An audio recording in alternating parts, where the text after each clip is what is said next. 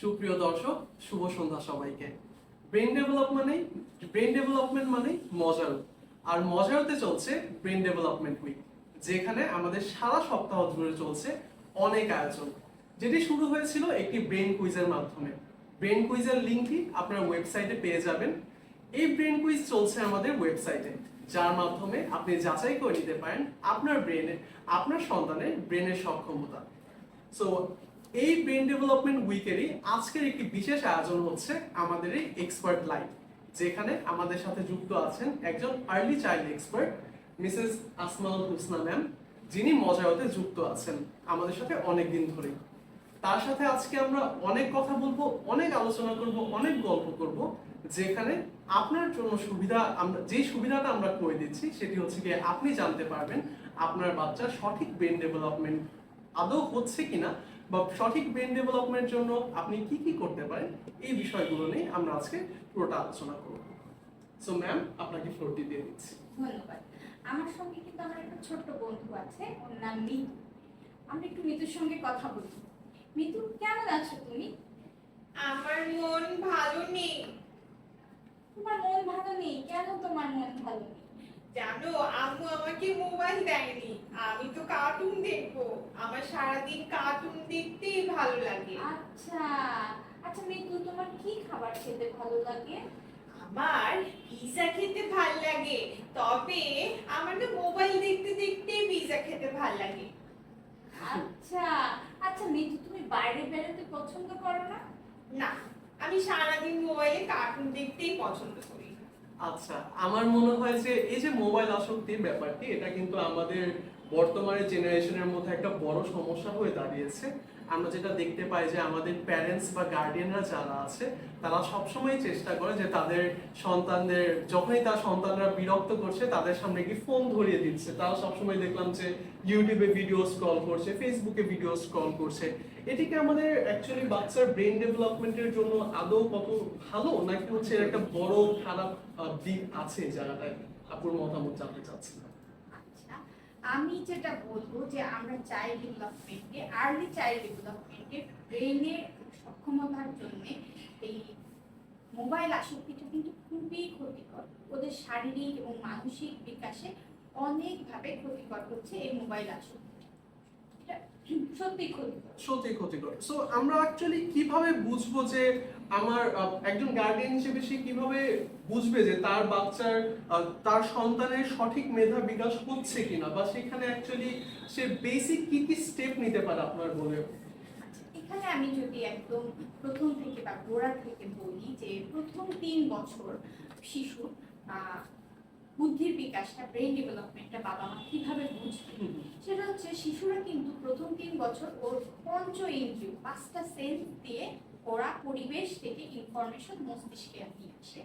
যেমন গন্ধ সুখে, চোখ দিয়ে দেখে, কানে শুনে, কোনো কিছু টেস্ট নিয়ে ওরা পরিবেশের সঙ্গে খাপ খাওয়াতে চেষ্টা করে, এবং ওই বয়সে কিন্তু ওইটাই ওদের বুদ্ধির বিকাশ। আচ্ছা, এখানে এইভাবে বাবা মা কিন্তু প্রথম 3 বছর বাচ্চার জাজমেন্টটা করতে পারে যে কিভাবে ওর এই 5টা ইন্দ্রিয় অ্যাক্টিভ আছে কিনা।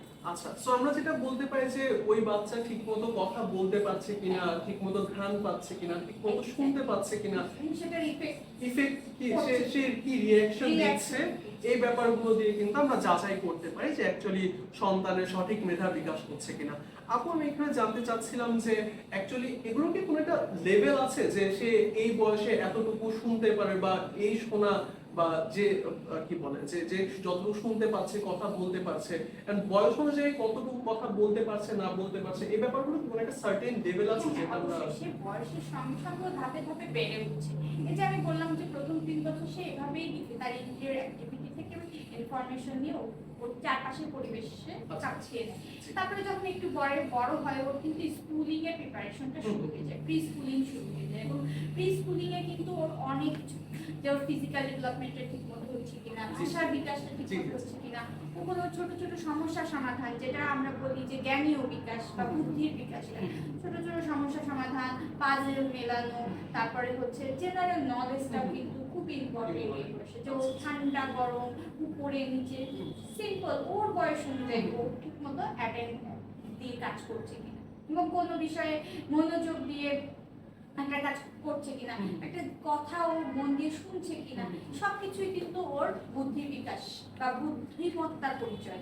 আচ্ছা, সো আমরা যেটা বলতে পারি যে হচ্ছে একজন প্যারেন্ট যদি তার বেবিকে কিছু টাস্ক দেয় যে তুমি এটা করো সেটা করো, বা হচ্ছে কি ছোট ছোট কিছু খেলনা দেয়, তারা সেই খেলনা দিয়ে যেমন খেলছে, ছবি আঁকতে দেয়া, ছবি আঁকতে দেয়া, প্রবলেম পাজল মিলাতে দেয়া, জি। বা কোথাও বেড়াতে গেলে সেই জায়গাটাকে এক্সপ্লেইন করতে বলা, জি।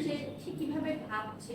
তারপরে আসছে যে ম্যানারিজম, যে কাউকে সাহায্য করা, কাউকে সিম্প্যাথি দেখানো, এই বিষয়গুলো কিন্তু ওর। সো এই ব্যাপারগুলো হচ্ছে যদি একটা বাচ্চার মধ্যে, একটা বেবির মধ্যে আমরা দেখি যে এই ব্যাপারগুলো তার বয়স অনুযায়ী আস্তে আস্তে ফুটে উঠছে, তাহলে আমরা বলতে পারি যে তার মেধার বিকাশ আস্তে আস্তে হচ্ছে। সো আমাদের এখানে দেখা যায় যে অনেকগুলো স্কেলই রয়েছে বা অনেকগুলো ক্রাইটেরিয়াই রয়েছে যার মাধ্যমে কিন্তু আমরা একজন বেবির মেধার বিকাশ হচ্ছে কিনা সেই জিনিসটা বুঝতে পারি।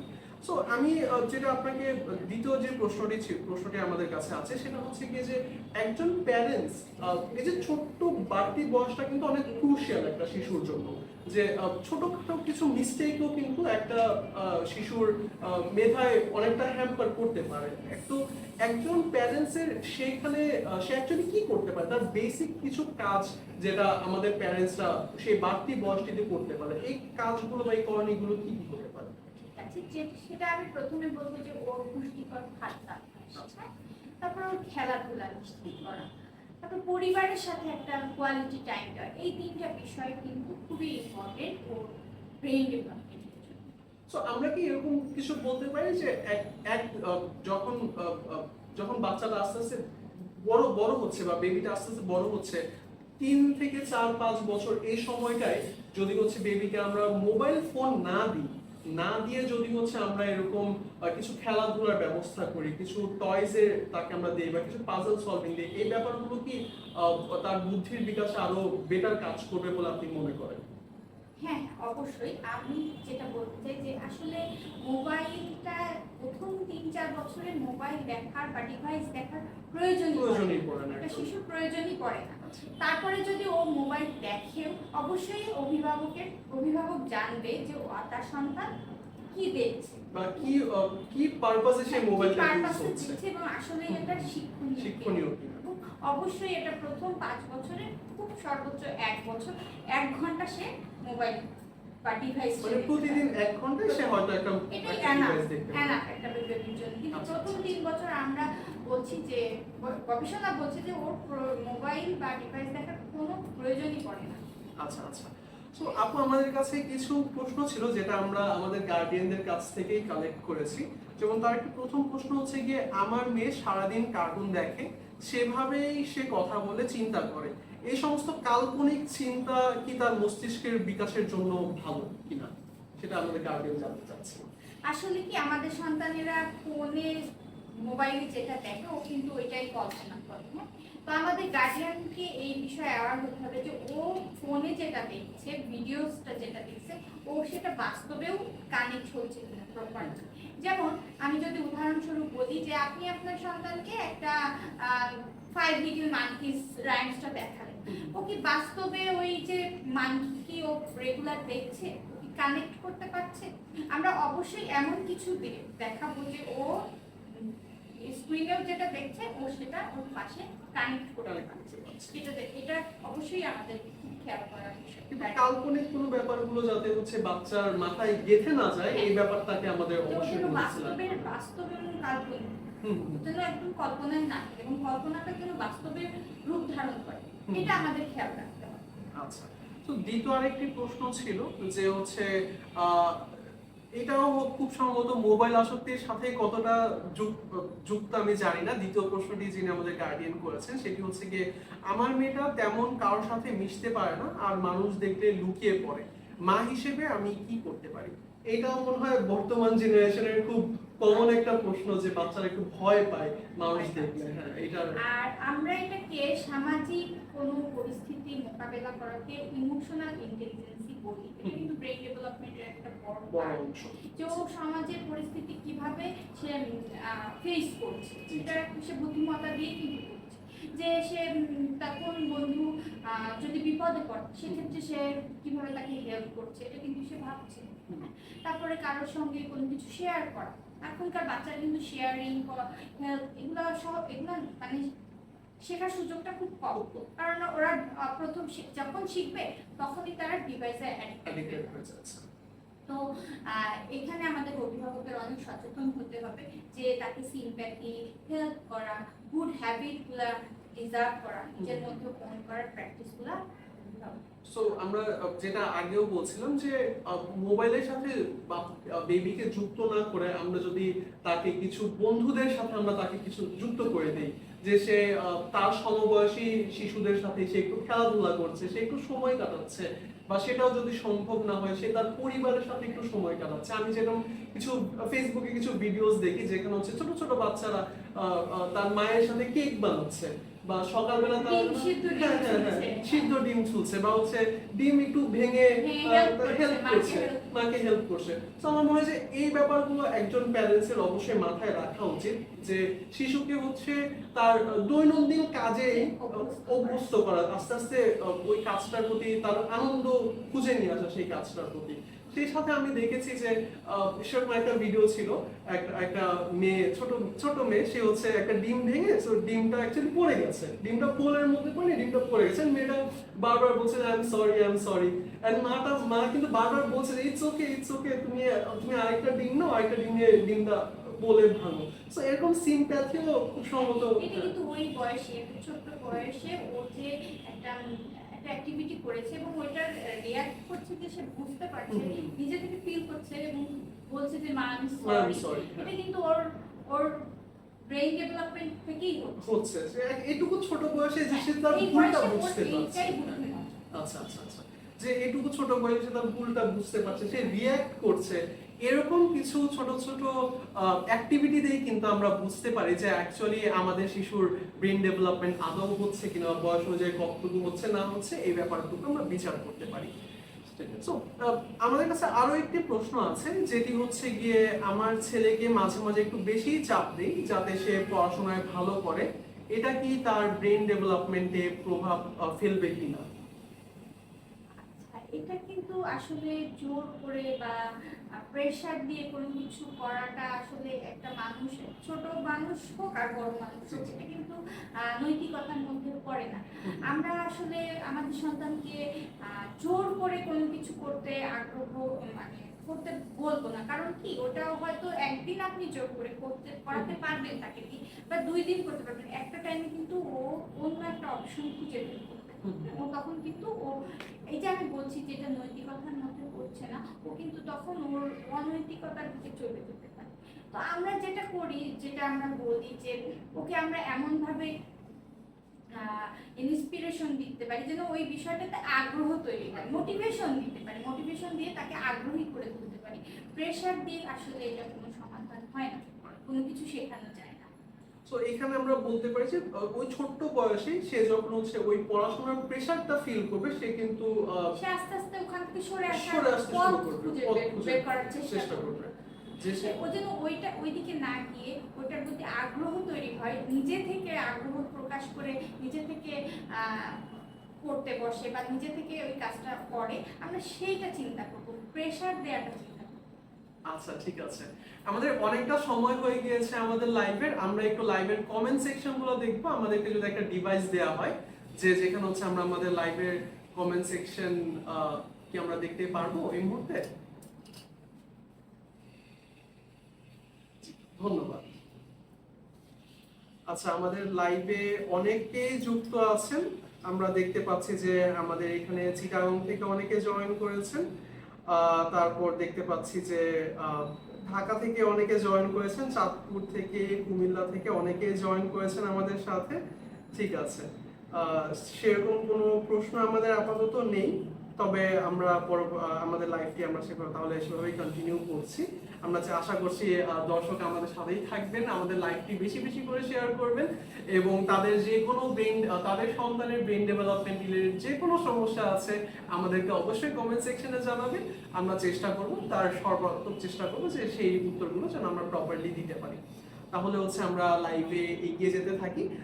ম্যাম, আমাদের কাছে আরো একটি প্রশ্ন এসেছে, যেটা আমাদের গার্ডিয়ানে আমাদেরকে দিয়েছিলেন, যে আমার মেয়েকে কোনো কিছু করতে আমি প্রেশার দেই না, ও ওর মতো খেলনা নিয়ে খেলে, তবে সে অ্যাকচুয়ালি গুছিয়ে কথা বলতে পারে না। আমি চাই ও একটু শিক্ষামূলক কিছু করুক, যাতে ওর আরো বিকাশ হয়। ওর বয়স 4 বছর, আমি এক্ষেত্রে কি করতে পারি? সো আপু, এখানে যদি কিছু গাইডলাইন আমাদেরকে থাকেন। গার্ডিয়ান হচ্ছে বাচ্চাকে প্রেশার দিচ্ছে না, এটা খুব ভালো দিক যে সে চাচ্ছে যে সে তার মতো করে তার জগতে খেলা করুক, কিন্তু গার্ডিয়ান চাচ্ছে যে শিক্ষণীয় কিছু শেখায়। তো এক্ষেত্রে কিন্তু আমাদের মডেলতে আদর্শ কিছু কোর্স আছে, যেটা আমাদের এই ছোট্ট বয়সী বাচ্চারা সুন্দর করে ওর মতো করে শেখে। ওর একটা ঘরে বসে মায়ের সঙ্গে কোয়ালিটি টাইম স্পেন্ড করার একটা সুযোগ থাকে। যে যেহেতু গার্ডিয়ান বলছে যে শিক্ষণীয় বিষয় শেখাতে চাই, তো ও কিন্তু খেলার ছলেই ওর ডিভাইসের শিক্ষণীয় ব্যবহার শিখবে এবং হাতে খড়িটা হয়ে যাবে বিভিন্ন খেলার ছলে, ক্রাফটিং করে, ড্রয়িং করে, ছড়া, গল্প, কবিতা, এগুলোর মাধ্যমে হচ্ছে গার্ডিয়ান কিন্তু ওর অনেক কিছু শিখতে স্কুলিং এর প্রিপারেশনটা হয়ে যাবে। আচ্ছা আপু, আমি এখানে এই প্রশ্নের সাথে আমি আরেকটা প্রশ্ন যুক্ত করতে চাচ্ছি। সেটা হচ্ছে গিয়ে, গার্ডিয়ান বলছিলেন যে তার মেয়ে অ্যাকচুয়ালি গুছিয়ে কথা বলতে পারে না। এটাও মনে হয় যে আমাদের বাংলাদেশের অনেক মা বাবার একটি বড় কনসার্ন, যে যেটা হচ্ছে যে একটু যখন বাচ্চার বেবিরা কথা বলতে চায়, তখন হচ্ছে একটু তোতলায় কথা বলা, যেটাকে আমরা অনেক সময় বলি, সেই ব্যাপারটা হয়, বা হচ্ছে তারা অ্যাকচুয়ালি সাউন্ড করে বা সঠিক ওয়ার্ডটি সে অ্যাকচুয়ালি বলতে পারে না। সো এই সমস্যাটা আসলে কোত্থেকে হয় এবং এটার একটা সমাধান আমরা অ্যাকচুয়ালি কি পেতে পারি? এটা আসলে ল্যাক অফ কমিউনিকেশন। আচ্ছা আচ্ছা, যে ওই বেবিটার সঙ্গে ইন্টারভেনশনটা দেরিতে হয়েছে, কমিউনিকেশন শুরুটা হয়েছে দেরি। যখন ও একটু ভেঙে ভেঙে কথা বলা শুরু করছে, তখন ওকে কারেকশন করে দিতে হবে, তুমি এভাবে কথা বলছো, আমরা এভাবে কথা বলছি। একটু আর এটা আসলে একদিনই হয় না। ওই যে বলছি যে এই বয়সটা কিন্তু আর্লি ইয়ারটা কিন্তু ধাপে ধাপে শিশুদের বিকাশটা হয়, ধাপে ধাপে ওর জ্ঞানীয় বিকাশ হয়, শারীরিক বিকাশ হয়, ভাষার সামাজিক বিকাশটা হয়। তো ছড়া গান, গল্প বলা, তারপরে নিজের সম্পর্কে বলতে, কথা বলার সুযোগটা বাচ্চাদেরকে বেশি দিতে হবে এবং ও কথা শুনবে।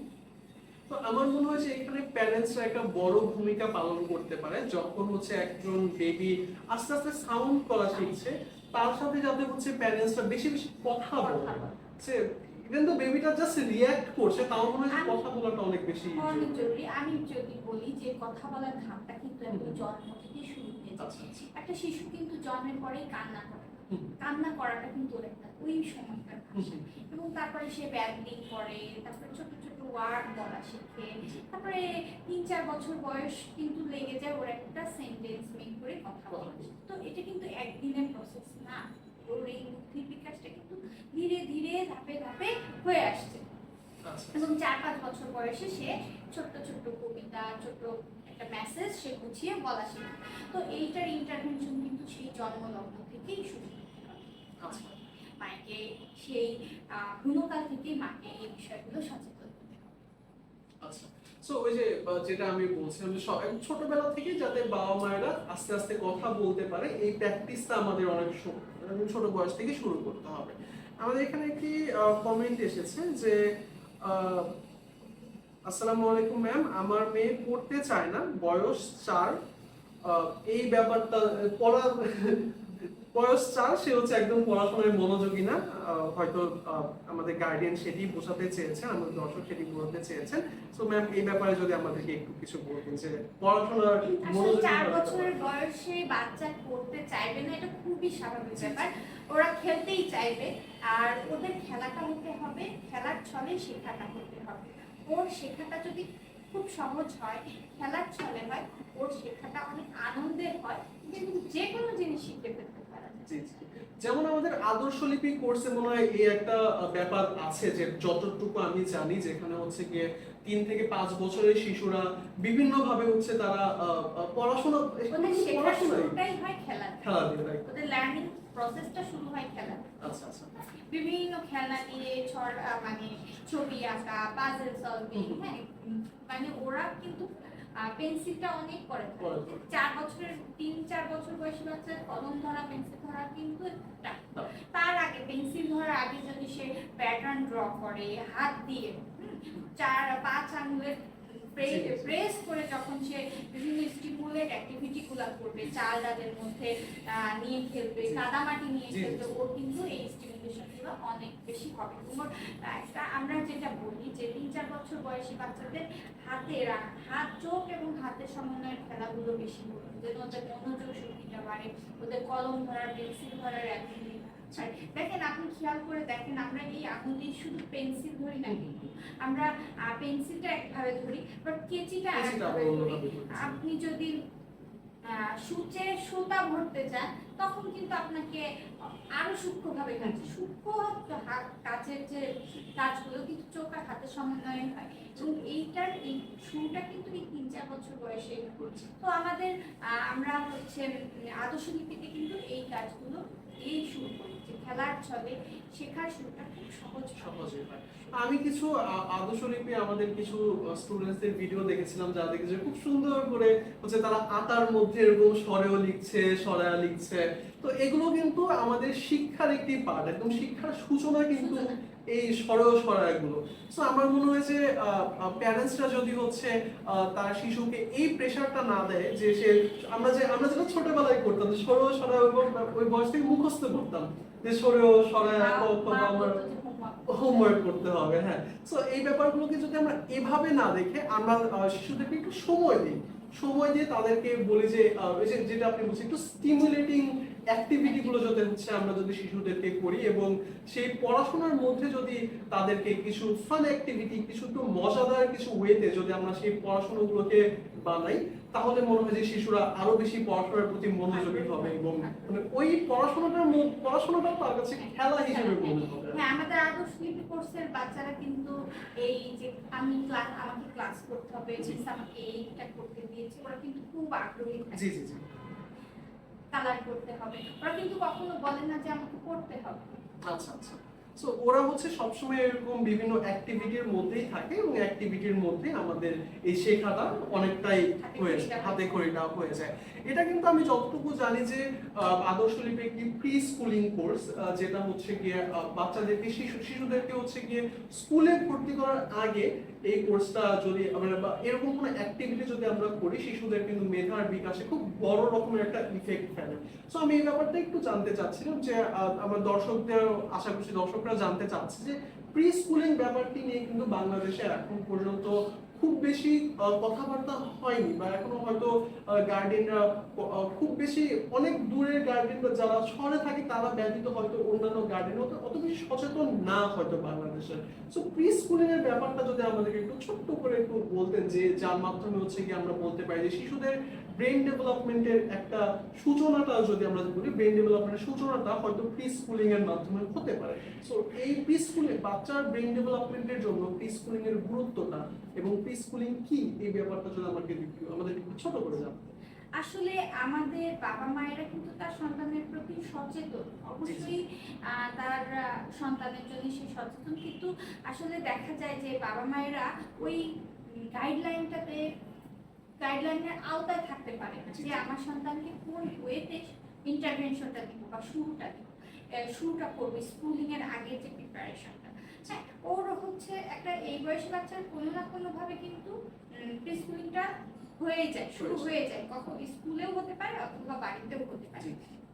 তো আর যেটা আপনি বলছেন যে কিভাবে অভিভাবক বুঝবে, যে প্রি স্কুলিং এ কিন্তু ওর সবগুলো ডেভেলপমেন্টটাই নিশ্চিত, যে ওর ফিজিক্যালি ফিট আছে কিনা, ওর সুন্দরভাবে কথা বলতে পারছে কিনা, প্রেজেন্টেশন স্কিলটা হচ্ছে কিনা, তারপর ওর ভাষা, এই জ্ঞানীয় বিকাশ, কোনো প্রবলেম সলভিং বিষয়গুলো ওর সমাধান করতে পারছে কিনা, তারপরে হচ্ছে সোশ্যালাইজেশন, যে এই যে যেগুলো আমি যেটা বললাম যে সামাজিক মোকাবেলা, সমাজের যে কোনো পরিস্থিতিতে বা ও যখন একটা ওর বয়সী কয়েকটা বন্ধুর কাছে সাথে থাকবে, সেই সময়ের পরিস্থিতি মোকাবেলা করতে পারছে কিনা, এই সব কিছু কিন্তু স্কুলে যাওয়ার আগেই হয়ে যায় এবং প্রি স্কুলিং এ এই ডেভেলপমেন্টটা শুরু একদম প্রি স্কুল থেকে শুরু হয় এবং প্রি স্কুলটা শুরু হয় কিন্তু 3 বছর বয়স 3 বছর বয়স থেকে স্কুলে যাওয়ার আগ পর্যন্তটাই প্রি স্কুল এই কয় বছরের মধ্যে মানে 3 থেকে 5 বছরের মধ্যে কিন্তু ওই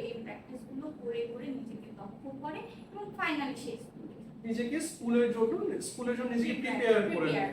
তাহলে হচ্ছে কি পরবর্তীতে গিয়ে যে স্কুলে গিয়ে তার এক্সট্রা কোনো হ্যাসেল ফেস করতে না, হবে না। স্কুলের যে ভীতিটা যে নতুন জায়গায় খাপ খাওয়ানোর যে ভীতিটা এটা কিন্তু আর হয় না। আমাদের কাছে আরো একটি কমেন্ট এসেছে, আমাদের একজন দর্শক কমেন্ট করেছেন যে হচ্ছে আমার ছেলের বয়স 9 মাস, এখন থেকে তাকে শিক্ষণীয় বই বা কিছু দিতে পারি কিনা যেন সে শিখতে পারে। আমার 9 মাস খুবই অল্প একটি বয়স, খুবই ছোট বয়স, কিন্তু অভিভাবক যদি চায় যে আমার বাচ্চাকে রিডিং স্কিলটা বাড়াতে হবে, ওর বই পড়ালে হচ্ছে আমরা যেটা বলি যে আমরা 9 মাসের বেবিকে কিন্তু আমরা কাপড়ের আমাদের বাজারে পাওয়া যায় কাপড়ের ছোট ছোট বই আছে যে বইটা ও টাচ করলেও কোথাও ব্যথা পাবে না। 9 মাসের জন্য কিন্তু বই পাওয়া যায় বা আপনি সন্তানের কোলে নিয়ে বই পড়ছেন, ও হয়তো বুঝছে না কিন্তু ও দেখছে যে মা আমাকে কিছু পড়ে শোনাচ্ছে, এটার ইন্টারভিউটা খুবই গুরুত্বপূর্ণ। কিন্তু এটা যদি অভিভাবক মেইনটেইন করে দেখা যাবে ওই সন্তানটা বই পড়ার একটা অভ্যাস গড়ে উঠবে। আমরা যেটা মাঝে মাঝে দেখি যে ঘুমানোর আগে স্টোরি টেলিং যে ব্যাপারটা অনেক প্যারেন্টসরাই করে থাকে, ছোট বয়সে কিন্তু বাচ্চাদেরকে খুব ছোট ছোট ইন্সপিরেশনাল বা হচ্ছে ছোট ছোট কি বলে ছন্দওয়ালা কবিতা, এই ব্যাপারগুলো আমরা ছোট একদম এই যে 9 মাস 6 মাসে কিন্তু ঘুম পাড়ানি মাসি পিসি এই গানগুলো বলে একটু গায়ের উপরে একটু ইয়া করলে ও বাচ্চাটা ঘুমিয়ে যায়, ওরা কিন্তু ওই টিউনে অভ্যস্ত হয়ে যায়। যে কোনো অভ্যাস ছোটবেলা থেকে যদি হয় ওটা কিন্তু সারা জীবনের জন্য থেকে যায়। তো আমরা যেটা দর্শক আমরা যেটা আমাদের যে আলোচনায় আসলো যে হচ্ছে আপনার বেবি যদি এতটাও ছোট বয়সে হয়, আপনি কিন্তু চাইলেই তাকে বিভিন্ন স্টোরি টেলিং এর বিভিন্ন বই পড়ে শোনাতে পারেন, যেখানে হচ্ছে গিয়ে আমার মনে হয় যে ওই সন্তানের পঞ্চ ইন্দ্রিয়ের যে ব্যাপারটি আপনি শুরুতে বলেছিলেন, তার শোনার যে ক্ষমতাটা সেটা আস্তে আস্তে ওর শোনার ক্ষমতাটা বাড়ে এবং শোনার ধৈর্যটা বাড়ে, ওর গুড লিসেনার হয়। ঠিক আছে, তারপর আমরা পরবর্তী প্রশ্নে চলে যাচ্ছি। আমাদের পরবর্তী গার্ডিয়ান যিনি প্রশ্নটি করেছেন সেটি হচ্ছে গিয়ে আমি চেষ্টা করি আমার সন্তান যা চায় তাকে তাই দেওয়ার, কিন্তু সে অনেক বেশি জেদ করে, এটা কি ওর ব্রেনের বিকাশে ক্ষতি করছে কিনা এই ব্যাপারে হচ্ছে গার্ডিয়ান জানতে চাচ্ছেন। জেদ করাটা তো অবশ্যই একটা নেগেটিভ আচরণ, নেতিবাচক আচরণ বাচ্চার জন্য। জেদ করাটা এক্ষেত্রে এটা কিন্তু এই জেদ করার কারেকশনটা কিন্তু মা বাবাকে পেশেন্ট আরেকটা বিষয় হচ্ছে ওরা কিন্তু ছোট বয়সে ওদের আবেগটা অনিয়ন্ত্রিত, ওরা বড় হতে হতে আমাদের আবেগটা নিয়ন্ত্রণে আসে। তো যে বাবা মায়েরা যে কোনো বিষয় যে তুমি জেদ করবে না বললে ও কি করবে না, এই সমাধানটা কিন্তু বাবা মাকে দেখাতে হবে যে তুমি যেটা চাচ্ছ, গার্ডিয়ান বলছে যে কোনো জিনিস যেটা হলে জেদ যে তুমি যেটা চাচ্ছ সেটা পাবে, কিন্তু তোমাকে ধৈর্য পেশেন্ট নিতে হবে। তুমি যদি এই গুড ওয়ার্কটা করো, মায়ের যদি কথাটা শোনো তুমি পাবে। আরেকটা বিষয় হচ্ছে সন্তানকে বাবা মায়ের যে ক্রাইসিস আছে এটাও কিন্তু বুঝতে হবে। আসলে আমরা বকাঝকা করে বা বাচ্চা জেদ করে কিন্তু সমাধান হবে না। ও হচ্ছে একটা সময় জেদ করলো আপনি তাকে সেটা দিলেন, তারপরে আবার জেদ করলো আবার দিলেন, ও কিন্তু এটাতে অভ্যস্ত হয়ে গেল, ও মনে করছে যে জেদ করলে আমি পেয়ে যাবো, এটা কিন্তু এর সমাধান না। আর আরেকটা বিষয় হচ্ছে যেটা বললাম যে একটা সময় হয় কি বাচ্চারা বুঝে না যে আমি আসলে কি চাই, হ্যাঁ ফাইনালি গার্ডিয়ান তখন আস্তে আস্তে গার্ডিয়ানও বিরক্ত হয়ে যায়, বাচ্চাটাও বুঝে। তো এই ক্ষেত্রে আমরা যেটা বলি যে বকাঝকা না করে বাচ্চাকে বোঝাতে হবে, প্রত্যেকটা স্টেপে বোঝাতে হবে, একদিন না দুদিন না একটু একটু করে ও কিন্তু বুঝবে। এবং ক্রাইসিস বাবা মাকে এটাও বোঝাতে হবে, সন্তান বুঝবে যে মায়ের কাছে এখনই পাওয়া যাবে না, জেদ করলেই পাওয়া যাবে, আমাকে গুড ওয়ার্ক করতে হবে বা মাকে হ্যাপি রাখতে হবে, মাকে রাগিয়ে ফেলা যাবে। এই বিষয়গুলো গার্ডিয়ান বাচ্চাকে কাউন্সিলিং আমার মনে হয় এই জায়গাটাকে প্যারেন্টসরা আরো ভালোভাবে নিতে পারে যখন হচ্ছে কি আপনি যেটা বলছিলেন যে একটি বাচ্চা যদি একটি পার্টিকুলার টাস্ক করে তারপর হচ্ছে তাকে সে একটা গিফট স্বরূপ তাকে এরকম হ্যাঁ কিছু এটা একটা হতে পারে, এটা গিফট হতে পারে। স্বরূপ হতে পারে। তারপরে হচ্ছে সে ওয়েট করবে যে মা ওই দিন মায়ের ছুটি থাকবে, সে ওই দিনকে পাবে, সে ওয়েট করাটাও কিন্তু শিখতে হবে। ঠিক তো। এটাও কিন্তু গুড হ্যাবিটের মধ্যেই পড়ে, অবশ্যই গুড হ্যাবিটের মধ্যেই পড়ে। আর এটিও কিন্তু আমাদের ব্রেন ডেভেলপমেন্টের ব্যাপারটিকে অনেকটা ত্বরান্বিত করে, অনেকটা বৃদ্ধি করে। যে আমার মানে সে যে ছোট বয়সে বুঝতে পারছে যে তার ফ্যামিলি ক্রাইসিস আছে, বা সে যে ছোট বয়সে বুঝতে পারছে ঠিক আছে আমার এই জিনিসটা পেতে হলে আমাকে একটু সময় লাগবে, এই ব্যাপারটা কিন্তু অনেক শিশুরাই বোঝে না আমাদের এই থেকে। এবং আমরা যেটা হয় যে আমরা ধূপধাপ ঘাড়ে কিছু মেরে দিলাম, একদম চর টর মেরে, এগুলো কিন্তু একদমই করা যাবে না, একদমই এগুলো করা একদমই এটার করা মধ্যে যাবে না। হয় কি মা বাবারাও মানে বাচ্চাকে আঘাত করতে অভ্যস্ত হয়ে যায় এবং বাচ্চাটাও হচ্ছে বিভিন্ন ভয়ে থাকে। আসলে এইভাবে আস্তে আস্তে বাচ্চাদের মধ্যে নেগেটিভিটিটা ঢুকে যায় এবং তখন ও হচ্ছে নেগেটিভ অ্যাপ্রোচ করাটা ওর লাইফে কিন্তু বেশি হয়ে যায়। আমরা যেটা বলেছি যে ইমোশনাল একটা ডেভেলপমেন্ট থাকে, চাইল্ড ডেভেলপমেন্টের একটা বড় পার্ট কিন্তু এই ইমোশনাল ডেভেলপমেন্টটা, ইমোশনাল ইন্টেলিজেন্সের ব্যাপারটা। সো এইখানে কিন্তু মানে এই যে বাবা মারা যখন এরকম চট থাপ্পড় মারছে বা এরকম অনেক রাগ করছে, তা কিন্তু ইমোশনাল ইন্টেলিজেন্সে কিন্তু অনেক বেশি মানে ইফেক্ট পড়ে।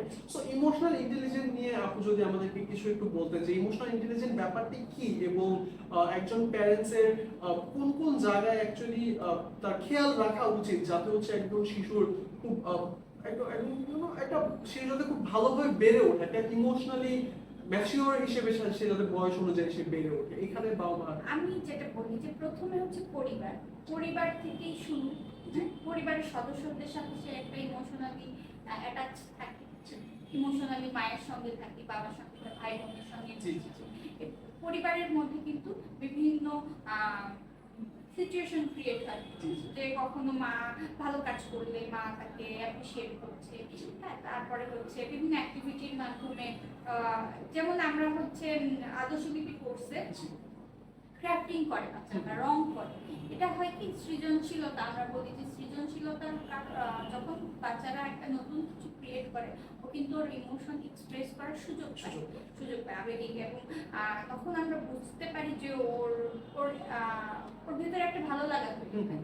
তারপরে এটা এক ধরনের ইমোশন। এবং তারপরে যখন পরিবারের বাইরে গেল, কোনো সোসাইটিতে গেল বা সমবয়সী কারোর সঙ্গে মিশতে গেল, তখন সমবয়সীর সঙ্গে সে কিরকম ব্যবহার করবে, কি ধরনের ম্যানারিজম, বা বড়দের সাথে কিভাবে ব্যবহার করবে, ছোটদের সাথে কিরকম সিম্প্যাথি দেখাবে, বড়দেরকে কিভাবে রেসপেক্ট করবে, এগুলো কিন্তু সবকিছু ইমোশনাল ইন্টেলিজেন্সের মধ্যে চলে আসে।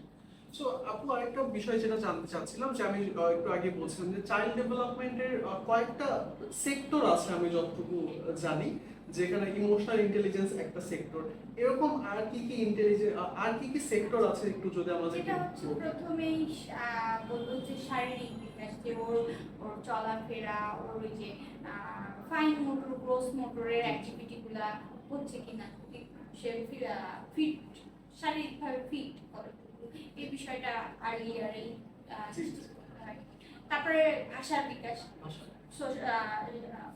ল্যাঙ্গুয়েজ ডেভেলপমেন্টে ওর হচ্ছে কথা বলা, গল্প বলা, প্রেজেন্টেশন স্কিলটা, এটাও আর্লি ইয়ারে আমরা নিশ্চিত করি। জ্ঞানীয় বিকাশ, তারপরে সোশ্যাল এন্ড ইমোশনাল, তারপরে নৈতিকতা ও মূল্যবোধ, সে হচ্ছে ভালো খারাপটা বুঝতে আইডেন্টিফাই করছে কিনা, কালচার বুঝতে পারছে কিনা, এগুলো সবকিছুই আর্লি ইয়ারে চলে আসে। তো আপনি যদি ছোট ছোট করে একটু এক্সাম্পল দিতেন প্রত্যেকটা, যে আপনি যে পার্টগুলো বললেন, যে পার্টগুলো দিয়ে আমরা হচ্ছে যে অ্যাক্টিভিটি গুলো দিয়ে বা যে কাজগুলো দিয়ে ওই বাচ্চার ওই পার্টিকুলার সেক্টরগুলোতে সে ডেভেলপ হতে পারে, এরকম কিছু ছোট ছোট এক্সাম্পল যদি আমাদেরকে একটু বলতেন। আচ্ছা, এই ক্ষেত্রে আমি বলতে পারি যে অভিভাবক কিভাবে বুঝতে পারছে যে প্রি স্কুলিংটা হচ্ছে, যে অভিভাবক যখনই হাতে খড়িটা দিবে, হাতে খড়ির সাথে কিন্তু ওর ওই যে সামাজিকতা এবং নৈতিকতার বিষয়গুলো চলে আসছে, ম্যানারিজমগুলো চলে আসছে। যে ও প্যাটার্ন ড্র করে, ফাইন মোটরের অ্যাক্টিভিটিগুলো আমি আবারও বারবারই চলে আসি এই বিষয়গুলো, কারণ এই বিষয়গুলো নিয়েই কিন্তু এই বিষয়গুলো যদি ফাইনালি কমপ্লিট না হয় ও কিন্তু পরবর্তী ধাপে যেতে পারবে না। হ্যাঁ যেতে পারছে না। যে সে আঠাটা কাগজের টুকরাটা দিয়ে সে আঠা দিয়ে একটা কিছু লাগাচ্ছে, পেস্টিং করছে, এটা ওর ফাইন মোটরের মতো। তারপরে ও হয়তো একটা অ্যাক্টিভিটি করছে, জাম্প দিয়ে সুইমিং করা, তারপর রান করা, এগুলো গ্রোস মোটরের মতো করে যাচ্ছে। তারপরে নিজের অ্যাড্রেসটা বলতে পারছে, সে 3-4 বছর বয়সী বাচ্চা বাবা মায়ের নাম, অ্যাড্রেসটা ও কি পছন্দ করে কি অপছন্দ করে এগুলো ওর ইন্টেলিজেন্সের মধ্যেই চলে আসে। দেন ভাষার বিকাশ গেল, তারপরে জ্ঞানীয় বিকাশ বা আমরা বুদ্ধির বিকাশ, যে কোন প্রবলেম সলভ করা। একটা ছোট্ট বাচ্চাকে আমি বললাম যে তোমার কাছে 2টা চকলেট আছে, আরো 3টা চকলেট যদি তোমার বন্ধু তোমাকে দেয়, সে ওই সমাধানটা, সে টোটাল কয়টা চকলেট আছে, সে এডিশন সাবট্রাকশন, ওর কাছে কিন্তু ওইটাই প্রবলেম। তারপর আমরা মেমোরি গেমের মাধ্যমে কিন্তু আমাদের বাচ্চাদের বুদ্ধির বিকাশটা নিশ্চিত করি, যে ও কতটুকু মনে রাখতে পারছে। যে কোনো গেম দেওয়া হলো যে একই জিনিস উঠাতে কোনো কিছু হাইড করা আছে, বারবার সেখানেই আমরা হাইড করছি, ও মনে রাখতে পারছি কিনা যে ওখানেই হাইড আছে, সেরকম কিছু গেম আছে। তারপরে সোশ্যালাইজেশনের ক্ষেত্রে আমরা গুড হ্যাবিটগুলো ওদের প্র্যাকটিস করছি, যে আর্লি মর্নিংয়ে ঘুম থেকে ওঠা, চুল ক্লিন রাখা, নখ ক্লিন রাখা, ক্লিন ড্রেস আপ করা। তারপরে নৈতিকতার বিষয়গুলো, যে বিবেক বোধের বিষয়, যে কাউকে হেল্প করা, কারোর প্রতি সহানুভূতিশীল থাকা, তারপরে বড়দেরকে শ্রদ্ধা করা, এরকম বিভিন্ন ম্যানারিজম দিয়ে ওর নৈতিকতার বিবেক বোধের বিকাশটা আমরা। আমাদের কাছে আরো একটা প্রশ্ন আসে, এটাও প্রায় আসে, যেটা হচ্ছে গিয়ে যে শিশুরা সবসময় দৌড়ঝাঁপ করতে পছন্দ করে। সো আমার মনে হয় যে মানে যে খেলাধুলা করছে, অন্য কিছুতে সে মনোযোগী হতে পারছে না। সো যেটা হয় যে ওই যে যেটি বলছেন যে দৌড়ঝাঁপ করা বা কোনো ফিজিক্যাল অ্যাক্টিভিটি গুলো তার মোটর স্কিলকে অনেক বৃদ্ধি করছে।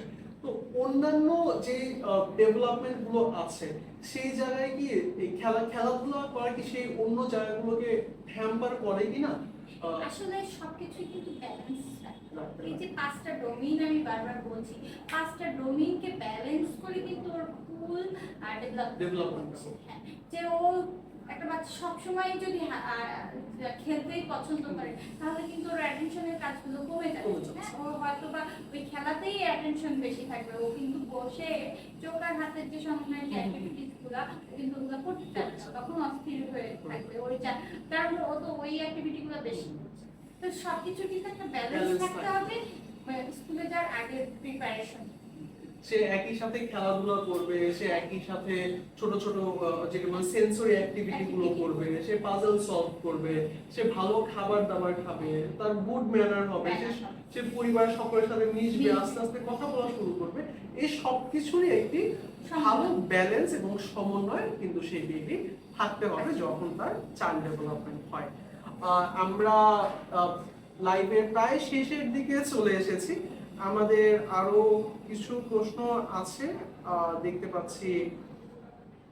আপাতত আমাদের কাছে নতুন কোনো প্রশ্ন আসেনি। আমার মনে হয় যে দর্শকদের অনেকগুলো প্রশ্নের উত্তরই আমরা দিয়ে দিয়েছি। আমাদের অনেকগুলো প্যারেন্টসের কাছ থেকে আমরা এই প্রশ্নগুলো নিয়েছিলাম, যেখান থেকে আমরা চেষ্টা করেছি যে চাইল্ড ডেভেলপমেন্টের মোটামুটি আপু যেটি বলছেন যে অনেকগুলো সেক্টরই আমরা কভার করে ফেলেছি। এটা একই সাথে প্যারেন্টিং এরও একটা বড় একটা পার্ট, যেটা হচ্ছে চাইল্ড ডেভেলপমেন্ট কিন্তু শুধুমাত্র একটি শিশু বড় হতে থাকলে একা একাই হবে না, প্যারেন্টিংও কিন্তু খুব বড় একটা পার্ট হিসেবে কিন্তু চাইল্ড ডেভেলপমেন্টে কাজ করে। সো আমাদের লাইফটা আমরা প্রায় শেষের দিকে চলে এসেছি। যেটি বলছিলাম যে আপনাদের যে কোনো প্রকার কোয়েরি থাকলে আমাদেরকে অবশ্যই জানাবেন। আপনাদের জন্য আবারও জানিয়ে রাখতে চাচ্ছি, আমাদের কিন্তু ব্রেইন ডেভেলপমেন্ট উইকে আরো 2টি লাইভ রয়েছে এবং এই 2টি লাইভ আমরা খুব দ্রুতই আমরা স্ট্রিম করবার চেষ্টা করব আপনাদের জন্য। সেখানেও আপনাদের শিশুর চাইল্ড ডেভেলপমেন্টের যে কোনো প্রশ্ন নিয়ে আমাদের সাথে যুক্ত হতে পারেন। আমরা লাইভটি তাহলে শেষ করছি, সকলের কাছ থেকে বিদায় নিচ্ছি। আশা করছি সবাই ভালো থাকবেন, সুস্থ থাকবেন এবং মনে রাখবেন যে ব্রেন ডেভেলপমেন্ট মানে মজার।